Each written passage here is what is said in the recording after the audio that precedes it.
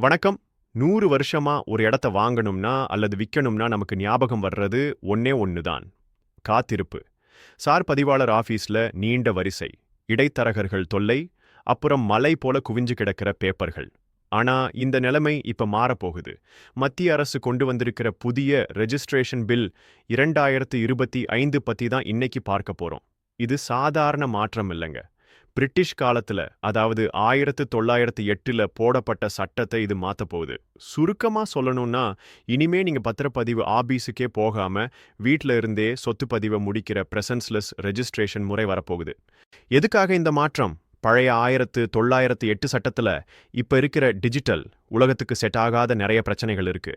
முதல் பிரச்சனை நேரில் ஆஜராதல். நீங்க உலகத்துல எந்த மூலையில இருந்தாலும் இடத்தை வாங்கும்போதும் விற்கும்போதும் சாட்சிகளோட ரிஜிஸ்டர் ஆஃபீஸ்ல வந்து நின்னே ஆகணும். 2வது பராமரிப்பு. 50 வருஷத்துக்கு முன்னாடி எழுதின பத்திரங்கள் இந்நேரம் கிழிஞ்சோ கரையானரிச்சோ போயிருக்கலாம். 3வது மற்றும் முக்கியமானது மோசடி. ஆள்மாறாட்டம் செஞ்சு ஒருத்தர் நிலத்தை இன்னொருத்தருக்கு விற்கிற மோசடிகள் பழைய முறையில சுலபமா நடந்துச்சு. இதை தடுக்கத்தான் இந்த புது சட்டம்.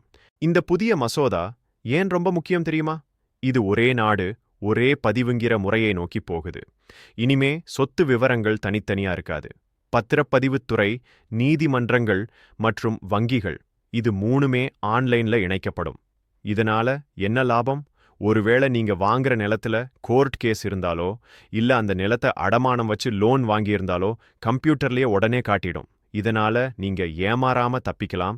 சரி, இதனால நமக்கு என்ன நன்மைகள்? 1, அலுவலகம் செல்ல வேண்டாம். இதுதான் பெரிய ஹைலைட்.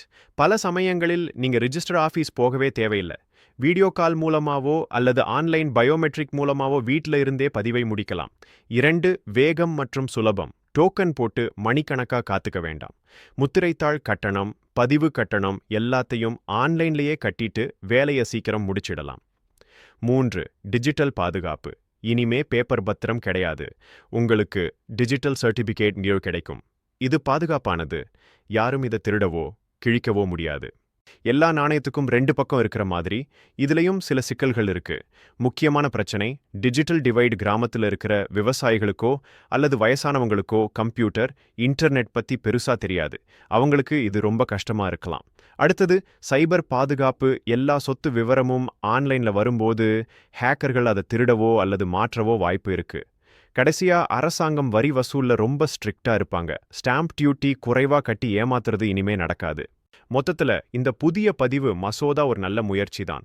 ஆரம்பத்துல கொஞ்சம் சிரமமா இருந்தாலும் எதிர்காலத்துல சொத்து வாங்குறது ரொம்ப சுலபமாகவும் பாதுகாப்பானதாகவும் மாறும். தமிழ்நாடு உட்பட பல மாநிலங்கள்ல இப்பவே இதுக்கான சோதனைகள் தொடங்கிடுச்சு. சொத்து பதிவை முழுசா ஆன்லைன்ல மாத்துறத பத்தி நீங்க என்ன நினைக்கிறீங்க? இது நல்லதா இல்ல ஆபத்தா? மறக்காம கமெண்ட்ல சொல்லுங்க. இந்த வீடியோ பயனுள்ளதா இருந்தா லைக் பண்ணுங்க. நம்ம சேனலுக்கு சப்ஸ்கிரைப் பண்ணுங்க. நன்றி.